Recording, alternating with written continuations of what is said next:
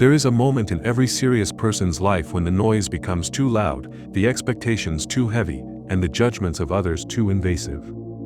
In that moment, something must change. You realize that peace will never come from the outside. It has to be built from within. That is the beginning of true detachment. Not the cold kind where you pretend you do not care, but the ancient kind. The kind taught by Carl Jung, where your soul no longer reacts to every insult, every slight, every power play. This is not weakness. This is the highest form of strength. Because once you stop being reactive, you stop being controlled. You stop being manipulated. You stop being hurt by things that used to ruin your day. This video is your turning point. Because what you are about to learn will give you the power to stay calm in chaos, to keep your mind clear when others try to drag you into their madness, and to never again hand over your peace to people who do not deserve it. Watch closely, because these Carl Jung truths may just rebuild the way you see yourself and the world. Point 2. Stop absorbing other people's energy. You are not a dumping ground for other people's emotions. Every time someone unloads their frustration, their insecurity, their chaos onto you, and you let it stick, you lose a piece of yourself. Carl Jung warned that when we fail to distinguish between our own inner experience and the projections of others, we become entangled in a web that isn't ours. You have to learn to recognize when someone's energy is not your responsibility. The anger they carry, the anxiety they radiate, the bitterness they spread, it all belongs to them. Not you. It's not your job to heal everyone. It's not your burden to carry the weight of every broken spirit you meet. If you don't learn to draw this line, you will constantly feel drained, confused, and emotionally hijacked. The Stoics believe that your peace is your responsibility. You do not control others, only your response to them. So when someone storms into your day with negativity, stop. Breathe. Observe. Do not absorb. Detach with awareness. Say to yourself, "This is not mine." And walk away, not out of arrogance, but out of respect for your own soul. You have every right to protect your emotional space. To build an inner sanctuary that chaos cannot breach. That's not selfish.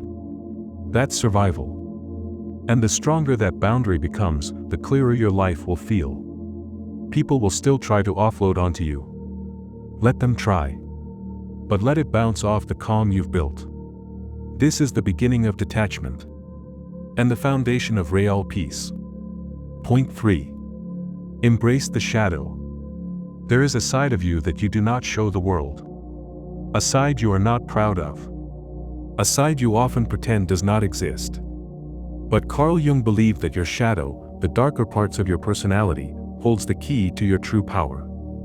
Denying it only gives it control over you in unconscious ways. You lash out. You sabotage your own peace. You project your flaws onto others. But the moment you face it, name it, and take responsibility for it, something changes. You stop being ashamed of your humanity. You become whole. The goal is not to become a perfect, polished statue of a human being.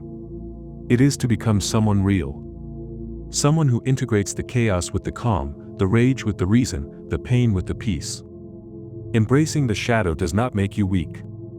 It makes you strong in a way that denial never can. It grounds you in honesty. It sharpens your emotional intelligence. And it frees you from the fear of being seen for who you truly are. Point 4. Develop emotional objectivity. Most people feel before they think. They react before they reflect. But if you want to become immune to the chaos of others, you must become a master of emotional objectivity. This means learning to see your emotions, not be your emotions. When someone insults you, you observe the rise of anger. When a situation overwhelms you, you notice the fear trying to take hold. But you do not grab onto these feelings. You watch them. You breathe through them. And then, with clarity, you decide what to do next. Carl Jung understood that emotions are not problems. They are signals. But only the emotionally mature know how to decode those signals without drowning in them. You become a student of your own reactions. You stop asking, "Why is this happening to me?" and instead ask, what is this teaching me about myself? That shift, that small gap between trigger and response, is where your power lives. In that space, you are no longer a puppet of your impulses. You become the author of your reactions. And slowly, you train your nervous system to trust you, because you are no longer ruled by panic, rage, or insecurity. You are ruled by understanding. Point 5. Let silence become your power. In a world addicted to noise, silence is seen as weakness. But to the Stoics and to Carl Jung, silence is the mark of true inner strength. When someone provokes you, silence holds your ground. When chaos surrounds you, silence centers your soul. You do not need to respond to every insult, explain every decision, or justify your worth. Silence becomes your answer. It is not avoidance. It is strategy. Because silence forces the other person to confront their own behavior. And in that uncomfortable pause, their power dissolves. Jung believed that much of what we say is just distraction from what we feel. So the one who can sit in silence has already mastered themselves. You become unshakable, not because you speak louder, but because your silence echoes deeper. It says, I do not need your approval. I do not fear your judgment. I am grounded in something far more powerful than words. You observe, you wait, and when the time is right, you act with clarity. Until then, you stay silent, not out of fear, but out of control. This is how you turn silence into strength. This is how you let the world know that your peace cannot be disturbed. Point 6. Detach from the need to be liked. One of the most powerful shifts you can make is to let go of the desire to be liked by everyone. Carl Jung believed that the pursuit of approval often chains us to a false version of ourselves. You smile when you don't want to. You say yes when you mean no. You shrink yourself to fit the comfort of others. But in doing so, you lose your essence. Stoic wisdom teaches that character is more important than popularity. You must be willing to disappoint people if it means staying true to yourself. The one who needs to be liked becomes a prisoner of other people's expectations. Every compliment lifts them, every criticism breaks them. But when you detach from that need, you become free. Not rude. Not arrogant. Just rooted in your values. When you walk into a room, you are not scanning for approval. You are centered. Calm. Focused. Some will admire that. Others will resent it. But none of that affects your self-respect. Because you are no longer performing. You are living honestly. And in that honesty, you attract those who respect you for who you are, not who you pretend to be. Let go of being liked. Focus on being whole. That is what gives you true power. Point 7. Master the art of psychological distance. When someone's energy starts to drain you, when a conversation turns manipulative or a relationship becomes a battlefield of egos, you do not always need to confront or explain. You simply need to step back.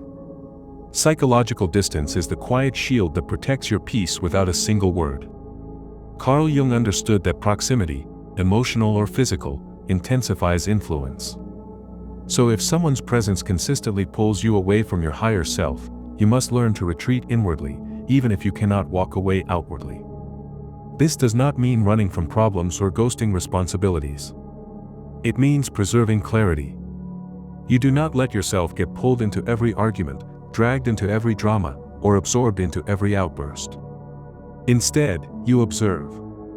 You detach. You reflect. You engage only when it is wise to do so, and even then, from a calm, composed place. This skill is rare in a world that rewards reaction.